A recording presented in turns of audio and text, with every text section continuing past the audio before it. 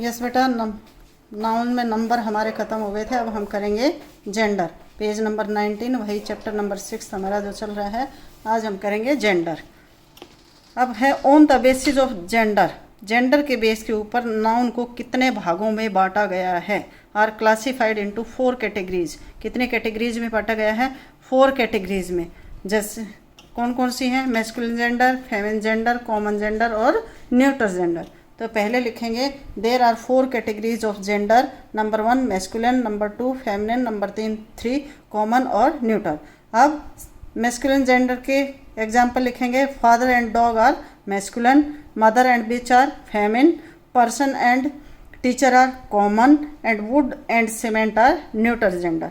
तो ये चार लिखेंगे। चारों के पहले ऐसे, जैसे मैस्कुलिन यहाँ लिख दिया, फिर इसके 2 एग्जाम्पल, फेमिनिन लिख दिया, इसके 2 एग्जाम्पल, कॉमन लिख दिया, इसके 2 एग्जाम्पल, न्यूट्रल लिख दिया, इसके 2 एग्जाम्पल लिख लेंगे। इस तरह से करेंगे। अब क्या है? Since noun can be replaced by pronoun, क्योंकि नाउन को किस में?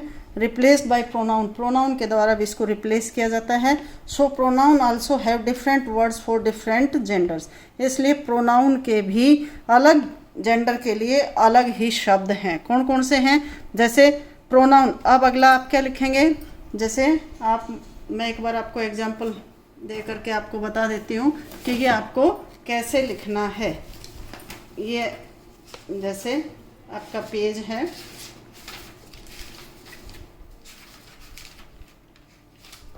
यहाँ पर मान लिया आपको इसको लिखना है, तो कैसे लिखेंगे?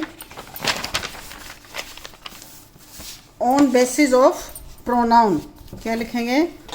On basis of pronoun. Pronoun के बेस पर कैसे लिखेंगे? प्रोनाउन के बेस पर मैस्कुलिन जेंडर। मैस्कुलिन जेंडर में क्या लिखेंगे?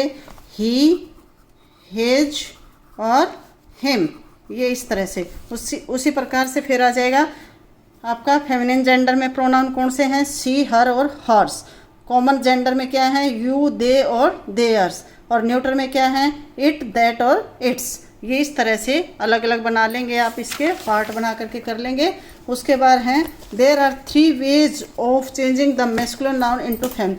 3 तरीके दिए गए हैं। By adding es to the masculine noun at the end with और without change in the spelling.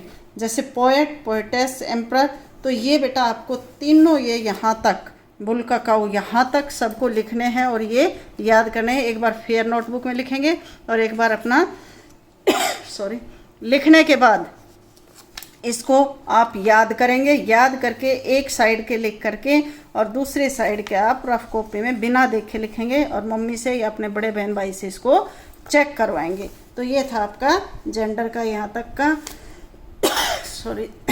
Okay बेटा।